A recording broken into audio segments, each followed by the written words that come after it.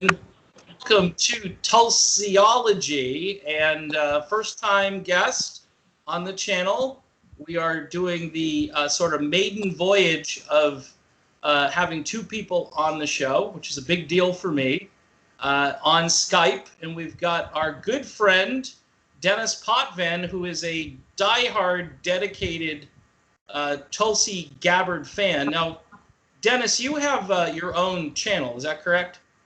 I'm just on Twitter. I don't have a channel. I thought I have a page, but I don't have a channel.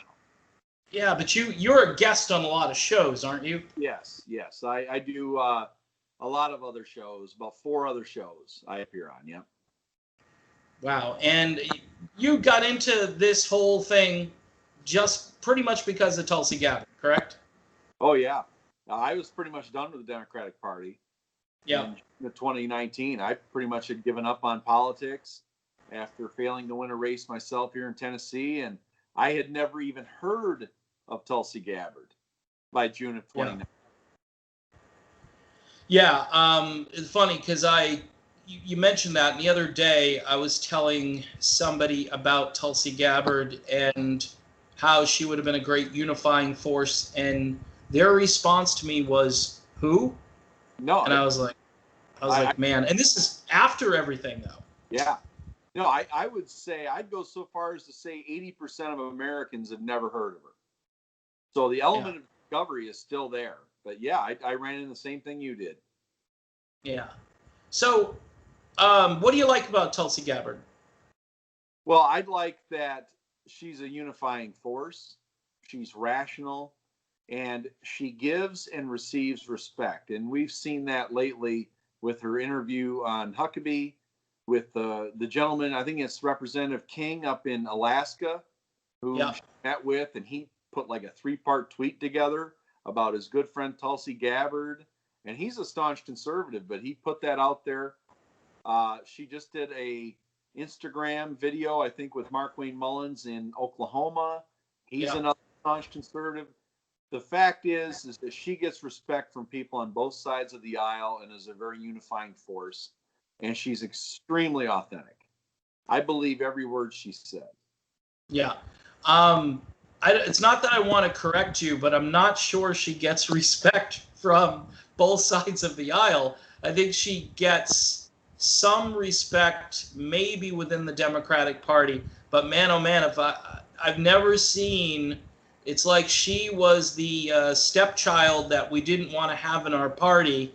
And as soon as she declared her run, the knives came out, all the neoliberal type news outlets. I mean, some of that stuff was brutal, like the NPR interview, the interview she did on Fox with Leland Vittert, a guy who if I had the ability to punch through the screen, I was so infuriated, and then it kept going. I mean, all the hit pieces and, the fact that she was going on fact-finding missions and she couldn't understand why, Assad, she couldn't say that Assad was an evil dictator, even though we all know that she said Assad was a dictator. But I've never seen such harsh opposition to somebody running in a party that once kind of was an anti-war party, if I remember, Yeah. No, you're right. And that all came from the very top. It came right from Hillary Clinton, and it cascaded down to all of her minions, through whether it was TYT with the change that Anna and Emma had towards her during this election cycle, with the mainstream press, who started smearing her literally the day she announced her candidacy in February of 2019. No, it all starts at the very top, and they harbor grudges. Obviously, she resigned as the vice chair of the DNC in 2016 to endorse Bernie Sanders. So they held that against her. The fact that she would go on multiple networks, not just Fox, and she would criticize Obama failing to recognize radical Islamic terrorists and Muslims together, and she was explaining why that was a bad thing. But Harris brought that up in a debate. So they have these grudges and petty jealousies towards her. And you're right. When I said she appeals to people on both sides of the aisle, I should have reframed that and said she appeals to people on both sides of the aisle who truly love our country and who want us to be reunited as a country. That's the way I should. Amen to that, brother. That was well said. I was watching the Huckabee segment, and I even tweeted this out. I was like choked up because I'm looking at her with Huckabee, and Huckabee's like, I know you're not supposed to like me and this and that, and she's just like, hey, you're a nice guy, Mike. And I'm thinking to myself, it's a conversation that you and I would have with regular people. Right. Like, we would say, okay, so I don't believe in, I don't know, like all balls to the wall socialism. I'm not there, okay? And I tried to understand it and try to understand the appeal to some of it. I do believe that, reforms need to be enacted, but I mean, both parties need to work together rather than one party just taking over and running over the other party. And I think you'll get consensus, you'll get people sitting down with each other. Now it's just all out, going into this presidential election, it's all out tribal warfare. Trump says something, it's from the devil. Biden says something, if he does say anything, which, again, we can have that conversation. But now Biden's trying to co-opt Trump, and Trump is trying to run away from some of the stuff that he's said and done. But it doesn't, we don't hear about all of these different issues that are, we deserve to hear about. Endless war, for instance, is a big issue that Tulsi Gabbard championed. Ballot harvesting, which nobody wants to talk about. This election is not a secure election at all. And Trump is right about that, by the way. And what is happening is that people are saying, oh, no, because Donald Trump said that it's not a secure election, that means it is a really secure election. We need to just do the opposite of what Trump says. And we used to reserve this hyper-partisanship, Dave, we used to reserve this for sports. Which we all knew was make-believe. Yeah. Let's say you were a Michigan fan and I was an Ohio State fan. Right. We would absolutely hate each other. As an Ohio State fan, you will never root for Michigan. As a Michigan fan, you will never root for Ohio State. You only want to see each other lose. There is no agreement whatsoever. I hate all your players. You hate all my players. You want to see me fail, and vice versa. That used to be in the fantasy land of sports. Yeah. What has happened is politics has become a new level of sports. Yeah. And the reality TV aspect, the sensationalism, politics used to be really boring. Yeah. Trump, unfortunately, made it exciting. True. And so now this fandom exists where you're red, I'm blue, and all I can hope to do is beat you and bury you. Yeah. And then we're stuck with my policies for the next 4 years. And this is incredibly unhealthy. Yeah. So the reason I was drawn to Tulsi was because I thought finally we have a unifying force. Mike Huckabee has nothing good to say about any Democrats on Fox News. Yeah. But I bet he'd think about voting for Tulsi Gabbard if she was on the ballot. Right. Tucker Carlson would, John would, Laura Ingalls would, because she listens to them, she treats them with respect, and therefore they listen to her. And isn't that what it's all about? Well, yeah, theoretically, in a perfect world, in days gone by, you're right. But while you were saying that, I was thinking to myself, the Democrats instantly go into this mode where when Tulsi agrees with something a Republican says or does, or she wished Rush Limbaugh well, if you remember that. Yeah. Rush got cancer. I think it was stage 3 or stage 4. It's pretty rough. Like I said, it's the guy who saved AM radio. I'm a radio guy, so I kind of appreciate what Rush did for that particular industry. You can disagree with his politics, But at this point, he's kind of like an American icon. And it was really kind of nice that rather than say, like most of the crazed, unhinged left, were like, good, I'm glad he's got cancer. I hope he dies soon. And it's like, man, is this the same country I grew up in? I mean, we used to have political disagreements, but I grew up in the age where, you know, Ronald Reagan would go out with Tip O'Neill and have a beer. You know what I mean? And they kind of actually liked each other. They didn't like the politics of each other, but where did that go, Dennis? That's like gone. When Bill Clinton debated H.W. Bush, you know, they'd come out center stage, they shake hands, put their hands on each other's shoulders, wait for the cameras, then they would retreat to their corners, their podiums.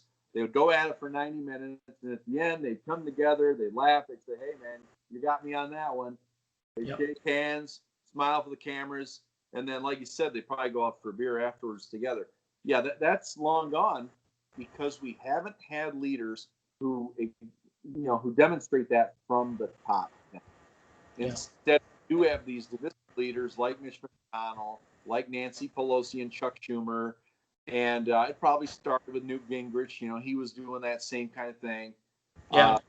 We've just gotten so far from true north on the compass that we need politicians. And the reason she appeals to you and I, it sounds like the main reason is because she can sit down and have a conversation with somebody who's probably 180 degrees opposite of her. Right. I mean, they can have a respectful conversation. And if there's something that they can agree to mutually, then, hey, let's write that in the books and let's get that fixed. Right. But it's going to take a revolution, and that's people don't understand. Voting for Biden does nothing to repair that. Nothing to repair that bridge whatsoever. And let's be honest. Let's get the curtain out of the way. You're not voting for Joe Biden. You're voting for Kamala Harris. You're voting for the person the donors want to install, and it ain't even going to be a year, folks, because he ain't going to make it a year. He is going to make it maybe 6 months, and then Harris is going to be installed by the donor class. Because she was picked in January of 2019, and she's still their pick. Because she has no moral center, she believes in nothing, and she will do their bidding 100%. She stands for nothing. Yeah.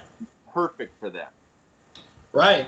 And it's so bizarre living in this world where Donald Trump, and I've heard Jimmy Dore say this, Donald Trump ends up being to the left of Kamala Harris on things like prison reform and, you know, the whole Cop Mala thing. That's a real thing. It's not just, you know, Twitter coming up with cute nicknames and so forth. It's bizarro world when you've got two authoritarians who are running for president as Democrats, who are both very pro-war. Biden has already said, hey, Venezuela, we're going. He's already made statements, and I'm thinking to myself, you know, and Trump's been kind of wishy-washy. Obviously, the Bolton thing was a disaster for him. I think he probably told them, I don't want to do this, but you surround yourself, and then you've got all these people who are, you know, downstream in the Pentagon who are basically saying, you do this because this is what we do. Now, Biden ain't going to stand up to those people. You know that Tulsi Gabbard would be running to a microphone and saying, hey, this isn't what we're about. We don't start wars. We let countries be sovereign nations. And I'm sure there'd be all kinds of blowback, but she would be the most popular person in the world if she had the bully pulpit to do that. Right. Joe Biden, on the other hand, like you say, you're 100% correct about even the word install. If you've been listening to the media lately, they don't want to do anything until they quote unquote install a new president. The Supreme Court justice shouldn't be done until we install, not elect, but install a new president. And I'm thinking to myself, all right, is this happening on November 3rd? I mean, are they going to try to like perp walk Trump out of the Oval Office? Because constitutionally, if Trump loses, he's got until what, like January 17th or 21st to get out of there. And these people, all they talk about is, we need to install a president. I'm thinking we're getting close to being a banana republic. I just no, and this is such a level of deviousness. What they're doing is so obvious. The donors had their pick, which was Kamala. The voters rejected her wholesale. Oh yeah. Make it to the first vote, they rejected her so badly. Right. Then they said, okay, wait a minute though. If Biden wins, we can just get him through Inauguration Day, 12 months down the road. He steps aside. We get our girl in there anyway, and the donors are still satisfied. And really, at the end of the day, isn't that where Nancy Pelosi has wealth of $135 million because of her ability to fundraise? Yes. Yeah. So donors' happiness is paramount to the Democratic leadership. That's why the Clintons are 100 millionaires many times over. That's how Barack Obama, making $400,000 a year, just bought this huge 40-acre estate in Martha's Vineyard because they satisfied the donors, and the donors will keep them zillionaires forever. Yeah. So, I just wanted to back up just a minute, David. I just want to tell you, because I mentioned this before, but I glossed over it. Okay. Sure. I didn't even know who Tulsi Gabbard was. Right. In June of 2019. I had never even heard her name. Yeah. So just think about how life has changed in the last 18 months, where now I am a staunch advocate of this lady on Twitter and Facebook and everywhere else. A maxed out donor to her. Why I wanted so badly for her to become president of the United States, because I discovered her. Yeah. And, you want to know how I discovered Tulsi? Tell me. So a buddy of mine, I had ran in for the legislature in Tennessee, and I'd lost to an incumbent, the Speaker of the House. So, I knew I was going to get wiped out, and I did. So I was pretty much done with politics, right? I didn't care who was running for president. Just wasn't into it. I was doing other things. Yeah. Well, a buddy of mine up in Michigan said, "Hey, man, are you going to watch the Democratic debate tonight?" This was in June of 2019. And I said, "Nah, I don't care. Who is it?" Let me guess, Bernie and Warren and Biden. He goes, "No, there's a representative you've got to see." I mean, this guy, his name's Tim Ryan. Yeah. Really awesome. He's like, he just challenged Pelosi for the speakership. Oh. He's this really tough dude. He's up in Ohio by where he lives in Detroit. Yep. He's like, but I've been following him, his campaign. I donated to him. Tim Ryan, man, you got to watch him tonight. Mm-hmm. I said, okay. What night is he? Oh, my gosh. You kind of write the ending to that story yourself. Yeah. I texted him, my buddy Tim. I texted him, and I said, dude, your guy Ryan just got punked by this chick from Hawaii, man. Yeah. Yeah. And he's like, screw her, screw you. I said, no, dude, chick from Hawaii is killing your guy here. Yeah. Oh, yeah. And that was the first time I'd ever seen her talk. Yeah. So that's how I discovered her. And I started following her campaign and saw what she was about. And then, of course, by the time she went up against Kamala Harris in July, at the very end of July, by then I was, supporting her a little bit. And then after that, it was like, this is it. She's the one. After she took Harris out. And so that's how I became this radical Tulsi-crat. Yeah. Well, I wish there was a yeah. I met her dad down in Nashville. They had a rally, and totally cool. He did an interview here in Tennessee, in Clarksville, with us on the radio. Okay. And I can tell you, one of the most memorable days of my life is personally taking her nominating petition into Kentucky, because I was closer to the Capitol than anybody else. Right. I actually hand-delivered her nominating petition in the state of Kentucky for her to be on the ballot as president of the United States. And my daughters went with me. And really special. Yeah. she called me that Friday night and talked to me for 15 minutes to thank me. And if I was 100% in her corner at that time, I was 200% behind her after that phone call. Yeah, that's amazing. That's a great story to have that type of memory, and to, when you meet somebody and you realize that they really are what you think they are. That's sometimes, I kind of hobnob a little bit with the music world, and I've met a few people, and they turn out to be kind of conceited and a little, a little hard to talk to, because I'll start talking, and sometimes, I'll put my foot in my mouth a little bit, but I'm just a regular guy for the most part. And you get disappointed, but when you see something like that in real life, and I could sense it, you talked about your, when you saw her on the debate. I remember I saw her speech, not live, but I saw when she decided to run for president, and what she was saying and how she was saying it. And she had this different vibe. She had this, I really am who I am. She would do interviews where sometimes, she would just let it all hang out. She'd say some stuff that politicians don't ordinarily say. Her interview with Joe Rogan, I think, was just, Rogan was sitting there going, I can't believe, he was just like you and me. He was like, I can't believe more people aren't completely jazzed about Tulsi Gabbard. And he's still trying. Yeah, even recently. Yeah, even recently he said, and he had Bernie on, and he liked Bernie for a little while. And he said nice things about Bernie. Bernie gave kind of a different kind of interview to Rogan than he normally gives. I think he was probably told to not be super Bernie socialist, and he came off okay. But the Tulsi interview, to me, the energy, the warmth, the sincerity, for lack of a better word, the aloha, which is interesting because she just started an organization called Tulsi Aloha. And what's fascinating is she's going to put her efforts into supporting other people who actually have that kind of spirit. And I'm dying to find out if it's going to be a Republican or if it's going to be a Democrat, because I think it's going to be across the spectrum.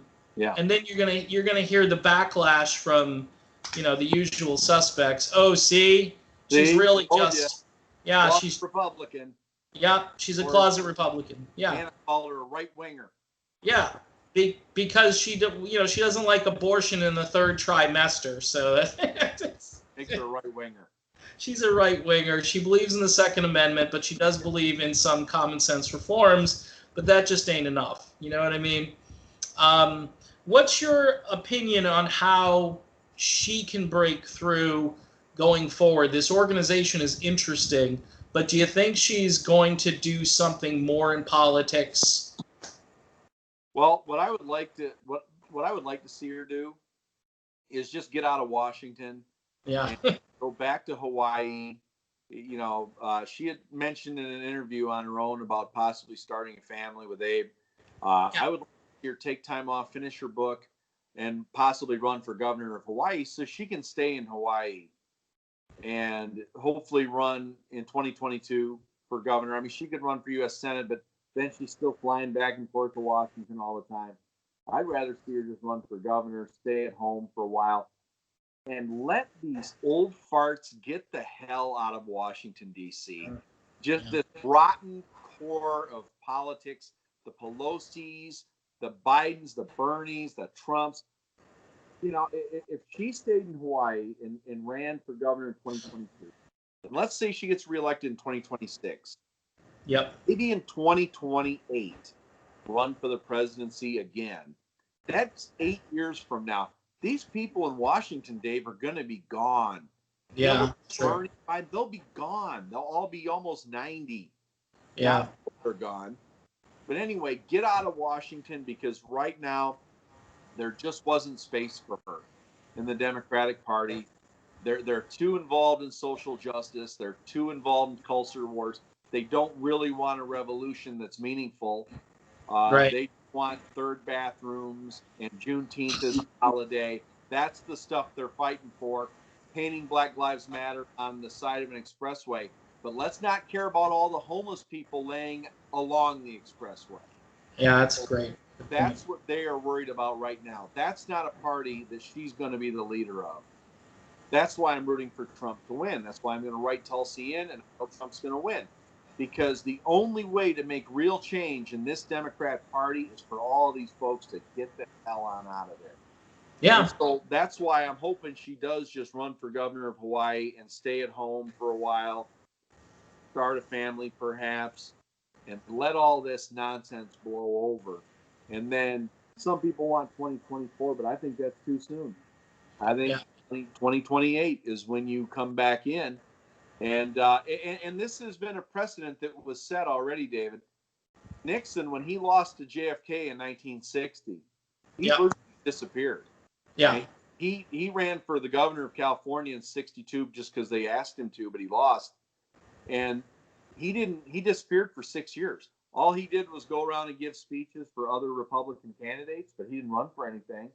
Yeah. But what, in 1968, when the Democrat Party was in turmoil and RFK had been assassinated and they were installing Hubert Humphrey as the nominee, guess who came along on the Republican side? Hey, Nixon. He was the 2-term vice president to Eisenhower. Hey, I like Nixon. Yeah, he's my guy.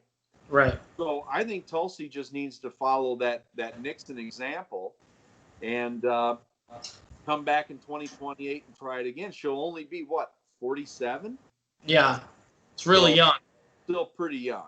Yeah, I wish I wasn't as old, because I'm going to be like 8 more years of this. And that's the frustration that a lot of us have, that we've been playing this game every 4 years, picking, the lesser of two evils, which one is going to do the least damage. Trump came along as a populist. See, one of the things that Trump did do, though, is he made populism a thing on both the left and the right. Okay, and the lefties want a lot of good stuff, but then they couch it in a lot of things that I just don't think are possible. The Republicans that are kind of starting to see the light about populism, they're really slow. It's like the Mitt Romney brand or the Marco Rubio brand, and you sit to yourself, why?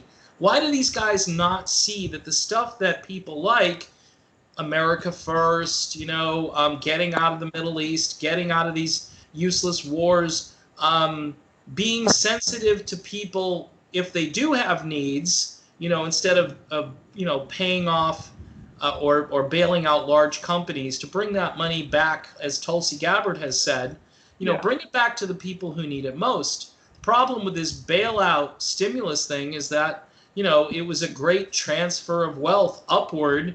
And then you've got all these companies during the pandemic who are prospering.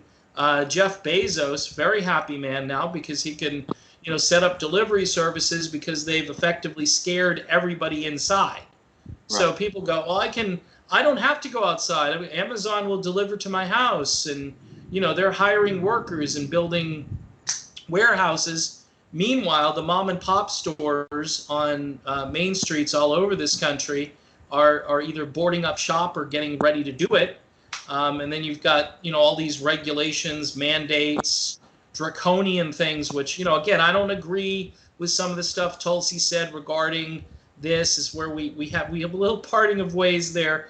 But she has come along since and said stuff like, when leaders say and do stupid things to incite people and get people angry, that's not helpful to the process. I think she probably would have not been, Gavin Newsom in this if she were in charge of a state or a municipality of some kind. I think her approach is more measured. I wasn't a big fan of the mask, and I'm still not, but that's me. That's where I differ with her. We can see that Reagan was a governor, Carter was a governor, Bush was a governor, the other Bush was a governor, right? Governors. A lot of governors actually end up, I don't know if I mentioned Jimmy Carter in there, but you've got a lot of governors who can take that straight to the White House. And like you said, as far as draconian measures, this stuff's been going on for 4 decades since Yeah. Reagan. Yeah. It seems like these politicians, why is it every decision, even with Obamacare, which was again to the healthcare industry, the big pharma, it was basically these corporations, we're going to force every American to have healthcare. Well, Crazy. I don't know about you, David, but if I ran for the presidency and I said I'm going to force every American to have to subscribe to Dave Spuria's YouTube channel as part of this new Potvin care, you have to be subscribed, right? So now you're going to have 360 million subscribers starting on Inauguration Day. I believe Dave Spuria would donate a lot of money to my channel if I ran, because it's in your interest to do so. Absolutely. And with Bill Clinton, with the elimination of telecommunication companies, the consolidation to 6, basically 6 corporations own all of our media. Yep. Obama did with Obamacare, the military-industrial complex. They basically say, look, guys, if we aren't bombing people, all these workers here in all 50 states, they're going to lose their jobs. Yeah. If we're not building planes and tanks and all of this light bulbs from GE to go, at a company that produces parts that are bought by the military. And I can tell you, it's a steady source of revenue for us. Yeah. So, and it never ends. So it won't. keeps us happy, right? Right. So it just seems like everybody comes into office kissing the ass of a corporation in some way or another. Yep. And with the CARES Act, it was just this huge birthday present to corporations. Yeah. Like you said, the largest upward transfer of wealth in the history of our country. Yeah. And so what I thought Tulsi offered was somebody who was against that narrative, but also, like you said, he didn't fully embrace all of the lefty ideas like Bernie Sanders. And as you know, I am probably the biggest critic of Bernie Sanders, who's actually on the left on most. Yes. I think Bernie Sanders is the biggest con artist in the history of American politics. Yeah. He is the biggest liar, the biggest con man in the history of politics. And I will challenge you to show me a tweet from Bernie Sanders, and I will show you the lie within that tweet. Every single one of them. He lies in everything he says. From Medicare for all. That is a complete lie. What he's trying to sell young people on is a lie. What he says Medicare is not what Medicare is. Right. And I'll be honest with you. I have criticisms. You mentioned criticisms of Tulsi. I have criticisms of Tulsi too. Believe it or not, I do. Yeah. When she endorsed Bernie in 2016, I wouldn't have done that. Right. I wouldn't endorse him for dog catcher. Yeah. So if she came to me, I think she did it because he was running against Hillary. I think just because she hated Hillary so much. Oh, That's really the only she did that. Right. But I don't know if you recall when she agreed to the impeachment inquiry. She voted president. She said yes to the impeachment inquiry. Right. She later voted president when the actual vote came down. Yep. I was pissed off she even voted for the inquiry. Yeah. Yeah. I thought that was a mistake. Right.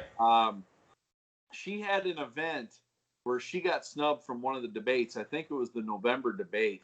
And a lot of her followers had organized a protest outside of where the debate was being held. Yeah, I know where you're going. Yeah. Yeah, on the way there, she decided not to go to it.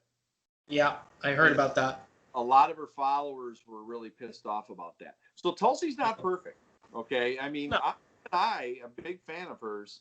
I will tell you when I think she makes mistakes. Like even the Rush Limbaugh tweet, that's great that she thinks that. I don't know if she needed to tweet it because she doesn't tweet whenever, she didn't tweet anything, about most other people who, have health problems. But, so I don't know what the purpose was really of that. But she's so head and shoulders above everybody else Yeah, yeah. As far as her author, and let's talk about the Biden video, okay? Okay. Because she does this 5-minute video. I call it a hostage video, okay? It served her zero purpose politically. It did not get her a single thing. It didn't get her any consideration as VP. Right. It did not get her an invitation to the Democratic convention. Nope. It served no purpose whatsoever, I think, except to stick it to Bernie Sanders, which that I was happy about that. Yeah. Didn't endorse Bernie. That would have really pissed me off. Yeah. But maybe it brought closure to her campaign so she could stay at home. People would stop donating to her. But I didn't like that video. I mean, No. I wouldn't vote for Joe Biden if he was the only candidate on the ballot. I just said, I'm not going to vote.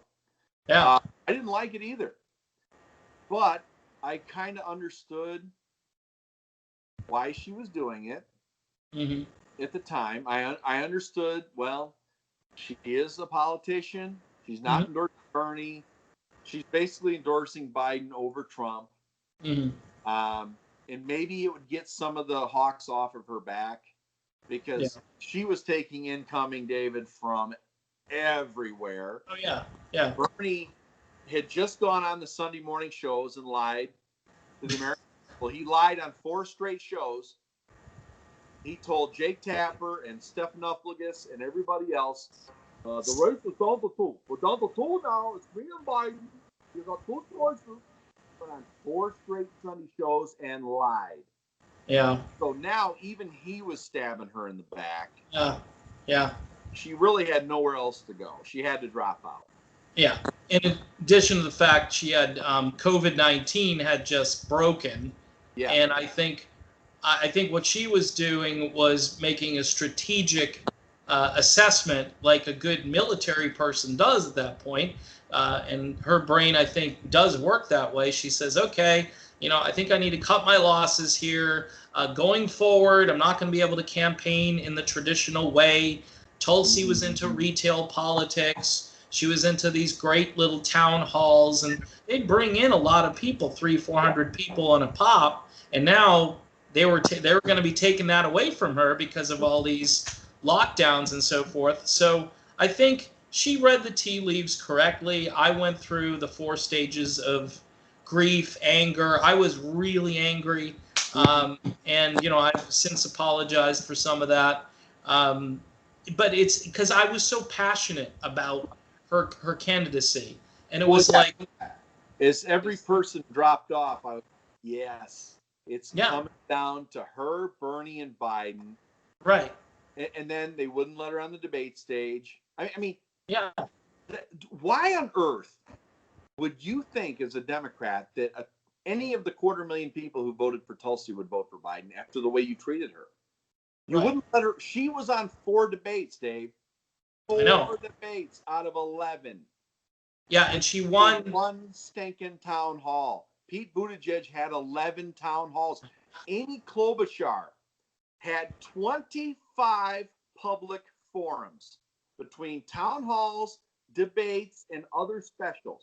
She had 25 nationally televised events, plus an endorsement from the Des Moines Register, plus an endorsement, a co-endorsement from the New York Times, and she got 7 frickin' delegates.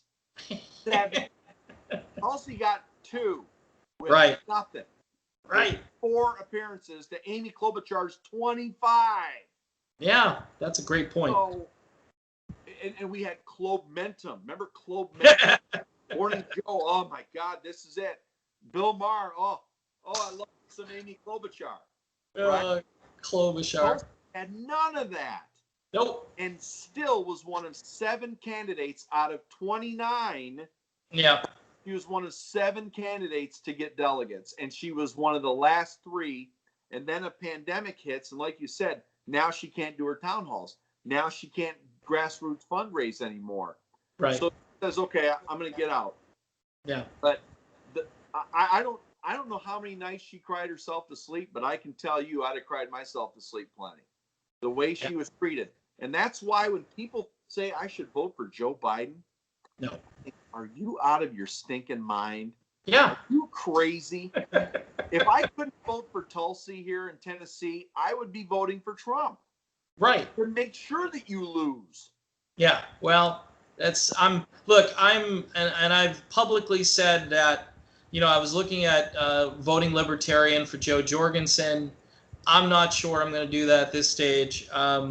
Florida is very closed off. There's no write-in. You have to file for write-in to be counted as write-in. There are only 10 states that I think you can actually just write it in and they might count it. Okay. So, I could physically still write her name probably somewhere. I may end up voting for Trump. I hate to tell people that because I know a lot of people think that all the Tulsi people are really closet Trumpers that, like Tulsi because of the way she looks, or they just want a softer, nicer version of Donald Trump. Okay. Trump and Tulsi are not the same person. First of all, Kamala Harris is a very attractive woman. Yeah, kind of, yeah. Kamala Harris is a very attractive woman. Yeah. Kristen Gillibrand is a great-looking woman. Yeah. I mean, they're great-looking women. Right. I'm not supporting Tulsi because I like brunettes. Yeah. I'm supporting Tulsi because she laid a beat down on people, and she actually went on the stage and spoke the truth. Correct. Kamala Harris said to her in a debate, well, she spent 4 years attacking Obama. Tulsi told the whole world the Democrat Party is no longer the party of the people, of Brian for the people. She said that in the Democrat debate. Oh, yeah. But on she doesn't like television. She had the guts to say that. Yeah, and people were critical, saying she doesn't like her party. Why should she be on the debate stage? She doesn't even like her own party. Well, if you remember, Donald Trump didn't like his own party, and he became the president of the United States. That's right. So, people are looking for someone to stand up not only to big corporations and big pharma and the military-industrial complex. They want you to stand up to the party infrastructure, because these, I was going to pose this question to you about, you're a Democrat, you're a registered Democrat. And I said this to my friend Charles the other day, and I put it online too. I said, should Tulsi Gabbard and certain candidates infiltrate these parties, whether it's a Republican or a Democrat, and reform? I think this is what the DSA supposedly tried to do, and they ended up being just another progressive socialist thing where there's people on one side of the political spectrum like that stuff. What I'm talking about is you run as a Republican or you run as a Democrat. You run as somebody who is a mix of things like Tulsi Gabbard. And you put it out there, but you put your corporate logo, like the logo of a football team that you talked about. You say, hey, I'm a D. I play for the D team, but check out my resume. Check out my platform. And unabashedly go out there and say, yeah, I'm a Democrat, and I agree with the Democrats on these 2 issues here. But there are a lot of issues. Maybe it's 3, maybe it's 5, who knows? Maybe it's 0. Maybe you just say, I'm a new kind of Democrat. Bill Clinton kind of did that, right? I'm a new Democrat. And I think people voted for Bill Clinton. Keep in mind, Ross Perot was in the midst of that too, which certainly helped Clinton. But Clinton was not offensive to people. He was, before the Monica Lewinsky stuff, and even after that, some people felt sorry for the guy. I didn't feel sorry for him, but the point is, he wasn't a scary Democrat for the most part. And I think what you need to do is reform these parties where there's a good dose of populism in there. There's a good dose of America first. That's what Trump supposedly is about. But, you can look and see what he's truly accomplished, and then you make the decision. I would say, honestly, Trump will be better than Biden on all of these issues, because Biden's going to sell China, whoever, Ukraine, everybody. I mean, the media won't tell you this because they're just so consumed with supposedly beating Trump. Now, I'm kind of bouncing around. The worst thing that could happen to the mainstream media in 2020 is that Donald Trump loses the election. Worst thing for them from a business standpoint, Joe Biden's, even Kamala Harris taking over. Come on. Neither one of them has any charisma. People are going to, Kamala Harris the other day called it the Harris-Biden administration, and she's not the one who's senile. Yeah. Well, you got to remember why Bill Clinton did what he did. He appealed to the Blue Dog Democrats here in the South, who were, they were about civil rights, and they might have been about health care, but they might not have been fully on board with pro-life or with pro-choice and things like that. He kind of gave them cover so they could come out and vote Democrat again. But why did Bill Clinton, a corporate centrist, come along and take power? Because think about it, David, the Republicans had the White House 20 out of 24 years. Yeah.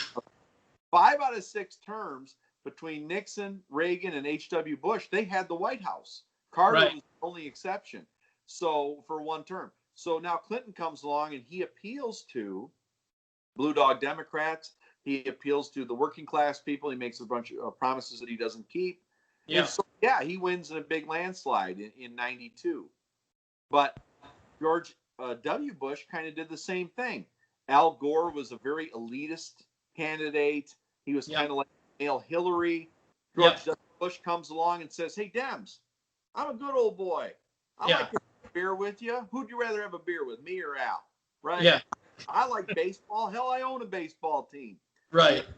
He came along as just a regular guy, and that's how the Republicans took the power back. But the worst thing that happened was Obama, because Obama promised hope and change and delivered nothing. Zero. Yeah. Zero. And so now Trump comes along, like you said, he mows through 16 other Republicans on his way to power in the Republican Party.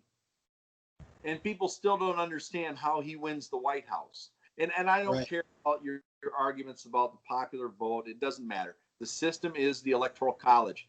And the example that I always give people is, if football games were won just by passing yards, then Matthew Stafford would have 5 Super Bowl rings. Right? Yeah. For the line. The guy's passed for over 30,000 yards already. Never won a playoff game. Why? Because the NFL is about touchdowns, not passing yards. Right. TDs are what win games in football. Good analogy. And likewise, the Electoral College is what wins. And let me tell you, in Tennessee, we like having our electoral votes. We like having, I'm sure in Florida, you like having that voice that you have. Because, Dave, I don't want New York and California to decide every election. Thank you. More than I want Georgia and Texas to decide every election. Yeah, I don't want Portland, Oregon telling me how, I should do law enforcement or anything for that matter. We are in some dire straits with all this stuff because they're the Democrats, the ones that you don't like, the ones that I don't like, which is predominantly most of the party, they so want to get rid of the Electoral College. I mean, you could tell that might be one of the first things they do. Okay, but let me ask you this. When Obama took office in 2009, he had total control of government. He didn't do it. Filibuster-proof Senate. He had 59 Senate votes. He had the House of Representatives. I think he had a 20 or 30 seat majority there. He had 2 years to abolish the Electoral College until 2011. Why didn't he do it? Because why would you get away with the mechanism that just delivered you the White House? Right. So nobody who wins the White House is going to abolish the Electoral College because they just won. Yeah. Okay. So it's just a nonsensical argument. They said the same thing in 2000. They said the same thing in 2016 because people just can't believe that guys like you or I would even consider voting for Donald Trump. Right. We're not voting for Donald Trump. Right. Voting against you. Correct. That's what I tell Joe Biden. That's what I tell Hillary Clinton. The enemy of my enemy is my friend. My friend. Yeah, correct. And right now, Donald Trump's got a lot of friends. Yep. Who supported Bernie Sanders, who supported Andrew Yang or Tulsi Gabbard, who supported the Green Party, who the Dems just kicked off the ballot. And it was they did. Trump's got a lot of secret friends out there. Yeah. And I think that's why I believe he's going to win re-election. Yeah, I was going to ask the ultimate Biden versus Trump question here. I had it as one of mine, and it's fine because we're right on track for that question. I'd like to be confident that Trump will win this, and I hate to just come out and say it like that, come out of the closet that if it's a matchup between Biden and Trump, I'm gonna hope that Trump wins the election. Right. That's just how I feel. I see less damage in a Trump presidency as opposed to a Biden. A Biden presidency is a blank check for everybody we dislike, including the military-industrial complex. All right, your health care. I keep hearing, oh, we need to strengthen Obamacare. You mean you need to strengthen your payouts to big pharma? That's what you're basically saying. Obamacare is not free health care. I worked in a call center for about 11 months up in Brandon, Florida, that had, and it was actually through General Dynamics, believe it or not. They contracted this, and I sat there, and I had people crying in my ear. It was one of the worst jobs I ever had because they told me, I thought this was free health care. I thought this was going to be, I thought the subsidy, they kept saying, well, and I would tell them what their subsidy was, and it paid for about 1/3 of what their premium was going to be. And these people had no money. They were making less than $20,000 a year, and they were crying. And this was the brilliant Obamacare, which, by the way, was stolen from Mitt Romney, if you remember, which was Romneycare in Massachusetts, which kind of works in Massachusetts because you've got a much smaller group of people that you've got to deal with, and you've got these big health providers that are rich, and they can kind of subsidize some of the poor people and so forth. It's the same template. It's a little bit different as far as how they implemented it nationally. But yeah, we're sitting here, and we're going to see more Obamacare, no solution to health care, really. Certainly no Medicare for all. I mean, they keep, you get the AOCs out there saying, oh, we're going to push Joe Biden. You're not going to push Joe Biden anywhere. Shut up. That's the dumbest thing I've ever heard. Yeah. So I think Trump, by also being law and order for the last 6 months, and Trump's played that pretty well because he's wanted to go in and break a lot of things up, and he's done it to some extent, and then he's deputizing sheriffs, which I thought was brilliant. I mean, that way he doesn't get pegged, but he's basically saying, have your states deputize more sheriffs. I hope they do it here in Florida. I hope they do it all over the country. I'm a law and order guy. I'm not for the militarization of the police. I don't want to see tanks rolling down my street. I don't like all this hardware. But guess what? When push comes to shove, I have a family. I want my family to be safe.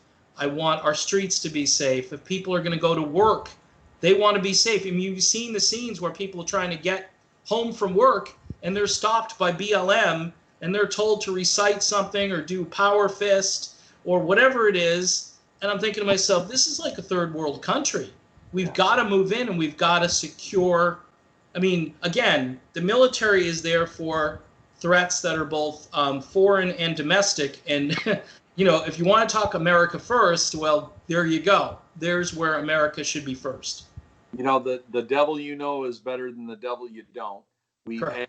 had 3.5 years of Trump, so we kind of know that nothing's really changed for the worse. I know he hasn't pulled out of any wars, and I know they're still working on this Venezuelan coup, but he hasn't aggressively tried to expand more wars across the world. With a Harris administration, the Harris administration, along with Joe Biden, she's going to be at the bidding of the prison industrial complex. She's the ultimate puppet of that. The military industrial complex, big pharma, the healthcare industry. We already know where Trump stands with all of that. And so if Harris Biden wins, nothing will change for the better. You're not going to push them. That's like saying, I'd like Bill Belichick to hire me as a coach for the Patriots so I can push him to the right, to try to push him into my system of playing football. So maybe he can win some Super Bowls, right? It's as ridiculous as what AOC's saying. if Biden wins the election, he's not listening to anybody. No. Okay, you. So Right. the only way we see change is Yeah. if Biden not only loses, but loses badly. Right. They continue to keep the minority in the Senate, and the House goes back red. Yeah. If all of those things happen, Dave, Yeah. then in 2022, 2024, we have a chance of saying, okay, guys, you lost with Hillary, you blamed it on Russia, so you learned nothing. Yeah. Now you lost again. And you just gave total control of government.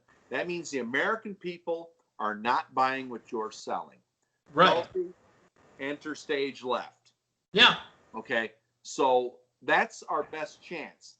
Now, if Harris wins the election, and now nothing will change for the better. You remember the Tea Party movement in 2010? Yeah. In Tennessee, let me tell you what happened in 2010. Yeah. We had a 2/3 blue majority in our House, right? Yeah. It flipped to a 3/4 red majority. Mm-hmm. Plus the Senate went red. Both of the senators were already red, Alexander and Corker. Yep. We elected Haslam, a red governor. Okay. It was a red tsunami. Yeah.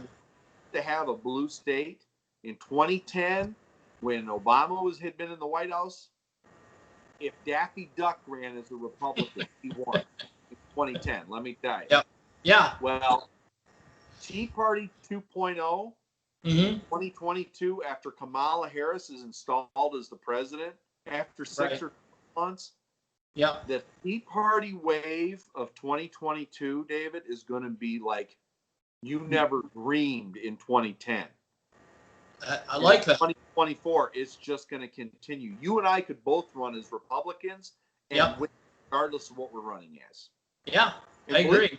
Believe me, I've thought about it. I thought about for a county commission or something in 2022 as a Republican, because if Hillary is in charge, it doesn't matter. If you're a Republican, you're going to win in 2022. Right. So now that 2024, obviously Kamala would run again as the incumbent, right? Right, yeah. So that's why I say Tulsi really needs to wait till 2028. Yeah. Because in 2024, Kamala will run for re-election. She'll lose. So Ben Sass or Tom Cotton or one of them will now be the president in 2024. Yeah. Now, new Democrats like Tulsi Gabbard, Andrew Yang, then now they come in. Yeah. 2028. So that's why I really think 2028 is going to be the year that Democrats can take back over the White House. Because if Biden wins, 2022, 2024, you can forget it. They're going to be solid red. Yeah, I agree with that. I agree. It was really good analysis there with comparing it to the Tea Party. The Tea Party movement to me wasn't just about, deficit spending, and we found that out because the Tea Party kind of evaporated when Trump became the president. And I would go around, I'd say, what happened to the Tea Party? I mean, these guys were principled. They really cared. We have this. And by the way, the national debt, and Tulsi Gabbard's even mentioned as part of her stump speech, is that, we're at 27 trillion because we just printed a whole bunch of money, and people are wondering, hey, how come prices are going up so much? How come an apartment costs like, a 2-bedroom crappy apartment where I live costs like $1,600 a month, and that's just unheard of. And people wonder, and plus you got a bunch of oligarchs in New York who are slumlords who bought in back during 2009 when the thing crashed. What do you think they're doing now? They're waiting for these people to get evicted, and then they're going to go in again and do the same crap that they did and charge a fortune. And I don't know how you raise rents during now, but I mean, I don't understand a lot of what's happening right now. It almost seems like there was a plan, and I don't want to be all conspiratorial here, but it almost seems like there was a plan to kind of smoke Trump out of the White House. No matter what, we're going to smoke him out. We're going to use pandemic, then we're going to use, now we got this Supreme Court thing going on, and the left is going bonkers because this woman is a Catholic, and you can't have a Catholic. And by the way, she's not all that conservative. If you really dig into her record, she's never ruled for any individual against a big business or corporation. So she's just, she's kind of like Kamala Harris, basically. So that was a great pick by Trump. Yeah. If Kamala, remember, Kamala's going to be in those hearings. Right. And so if she tries to pull another Kavanaugh with Coney Barrett, if she tries to pull that grandstanding again as her last audition for everybody, see what a bad apple I am? Yeah. It's going to backfire because I agree.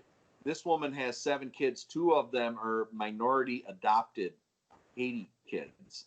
And people are going to look at her and go, wait a minute, Kamala, you're attacking this woman who adopted 2 young black children, one of whom is special needs, and you're running around Hollywood throwing money, making it rain with a white guy husband. Already struggling with male black voters who ain't buying what she's selling. Nope. That ain't going to go very far. But here's the other thing about the Tea Party movement. Remember, the Never Trumpers, the Nicole Wallaces, the Steve Schmitz, all those guys. Yeah. They want Trump out too. Yep, they do. If Trump loses in 2020 to Kamala, then they all go, see, told you, nobody wants that. We're back. We're back, baby. So in 2022, 2024, now you're Paul Ryan's. Come on back in. Maybe Mitt Romney run for president again. Maybe all you guys come back in. And it'll probably be enough. Because Kamala will be so divisive and so unpopular. Right. Again, Daffy Duck could win. Or Herbert could probably win. Yeah. Come on back in 2024 and run against Kamala. They'll win in a landslide. And so that's what the real revolution won't start until 2028. But that's why these Never Trumpers, do you think they care about America? Nope. Or decorum? No, they just want Trump so they can go back into power. Right. Because they're the ones Trump mowed down. Yep. In 2016, John Kasich, and, all of Jeb Bush. Yeah. Jeb Bush. Right. Let me tell you who Steve Schmidt wants badly back in office. No. No. Yeah. Oh my gosh. So it's just in 2024, when Kamala's running for re-election, it'll be Jeb Bush. Now it's his turn to come in. And that's why I say by then, now you got this 2-term governor of Hawaii. Yep. Who, as I recall, back in 2020, she had a radical fan base. 250,000 people voted for her, even though she got no coverage at all. Right. It was smear and attack her. But I remember she was a pretty good candidate. Yeah. And remember the late Hillary Clinton. Really went at her, The late Hillary Clinton. Tulsi, I'm talking 8 years from now. I know. Come on back. Come on back in, Tulsi, and lead the real revolution. But we got to, in order to lead a real revolution, we got to get the phonies out of here. So the phony balonies like Bernie Sanders and Mitch McConnell, Elizabeth Warren, they need to go bye-bye. We need to get rid of them. Yeah, well, you make a lot of great points, and we've kind of covered everything I wanted to cover. The culture war was one thing I kind of skipped over because we were just talking about all sorts of things. And I'm really, as a dad, a husband, a father, I've got a 6-year-old, I've got 2 teenage boys living with me. The culture is really, we heard about cuties, obviously, is something that I briefly talked about, with Tulsi, with regards to Tulsi. Yeah. This culture war, does this go across party lines, or are we a bunch of prudes for caring about things like cuties and child trafficking? And are we conspiracy theory people, Tulsi Gabbard was literally called QAnon on Twitter for standing up to this. And I'm thinking, what country? I mean, I was raised as a Roman Catholic. I'm a Christian now, just a garden variety, just generic Protestant Christian these days. I don't understand what's going on out there, and I'm wondering if you have any perspective on that. This all really ramped up when Bill Clinton in 1998 desecrated the office of the presidency. He decided to fool around and have relations with an intern in the Oval Office in his workplace. Yeah. And then rather than do what he should have done, which is apologize to the country and step down and let Al Gore take over the last 2 years of that term, which would have given Gore a head start for the 2000 election. True. Instead of that, Bill Clinton decided to be a narcissistic egomaniac and say, no, I didn't do anything wrong. I'm gonna lie about it, and I think people will believe me.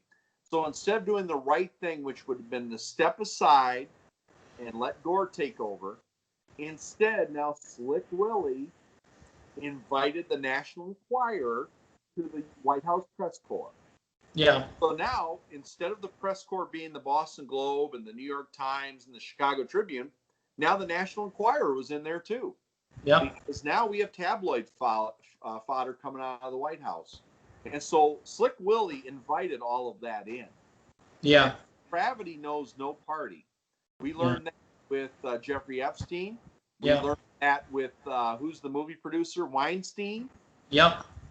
The fact that old, sleazy, rich guys like naked young girls, that's something that's been going on in Hollywood for 100 years. It's not going to. That's why a lot of these dirt bags get into that business to begin with. It is so they can use the casting couch as a way to climb the ladder. And it knows no political boundaries. So you have sleazeballs on both sides of the aisle, Republican and Democrat. And what we've got to do is look for people who of outstanding moral character. And you can say that about Obama policy aside, as long as you don't live in the Middle East. Right. You can at least say that what a lot of people liked about Obama was he seemed a very upstanding family man with a beautiful family, and he'd been married to the same woman forever.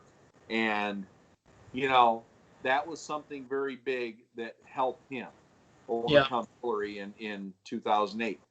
So as far as the overall culture war in our country,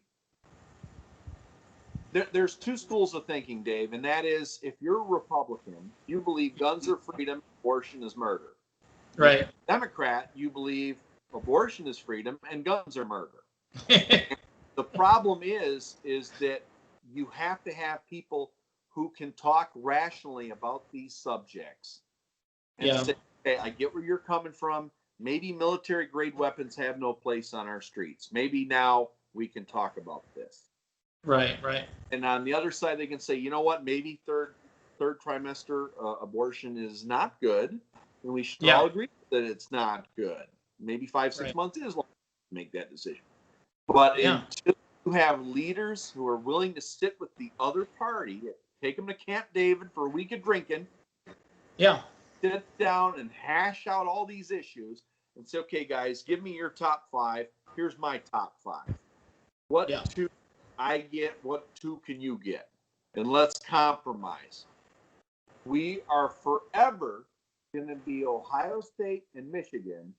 I will never root for you. I hope you lose forever. And the same thing. And unfortunately, now it's not just the fantasy world we're dealing with.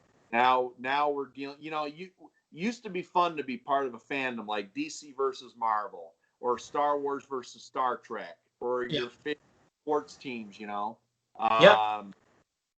It's changed. Now this is real. Right. But luckily, David, if you go to your neighbor's house and sit down and have a beer with him, you realize that it's not really that way in the real world between people when you're talking face to face. True. But I worry that the next Civil War is not going to be North versus South. See, that was topographical. That was easy. Yeah. The next Civil War is going to be in all 50 states. Yeah. It's going to be against rich and poor, black and white, educated and uneducated throughout the country. Yeah. And that does worry me. Yeah. All right. Well, on that happy and optimistic note, I think we're going to wrap up for this segment of the Dave and Dennis debut podcast on Indeed. my brand new channel, Tulsiology, which again, I like that.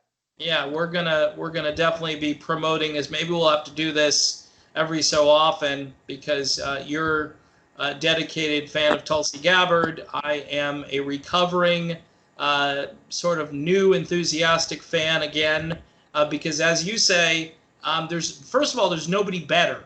Okay, let's just agree that there's really nobody better on the political scene, whether you agree with everything.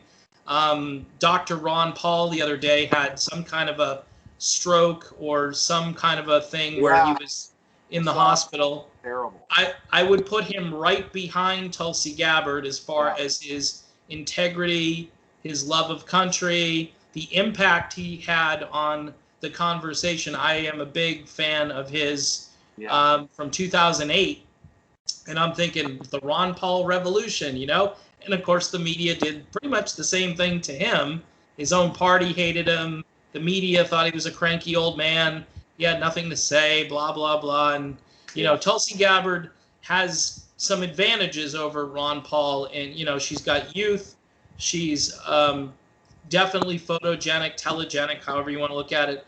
And she's sincere and a great, warm person that you can kind of sense comes through on the TV screen and obviously in person.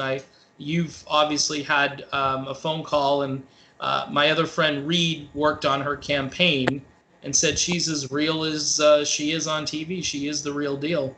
Yeah. So, we can hope for 2022 or 2028. I'm not getting any younger though, brother, and it stinks that we got to wait, 2 terms for something good to happen. But right now, the way the country is, I kind of agree with your assessment that this is like a big storm that's going to have to blow over. And, I'm originally from the northeastern part of the country, so we know a good nor'easter up there, and it takes a while for that to get, into town and then to get back out of town. So this ain't looking great, but I guess we'll, watch it together, and maybe we'll do this again soon.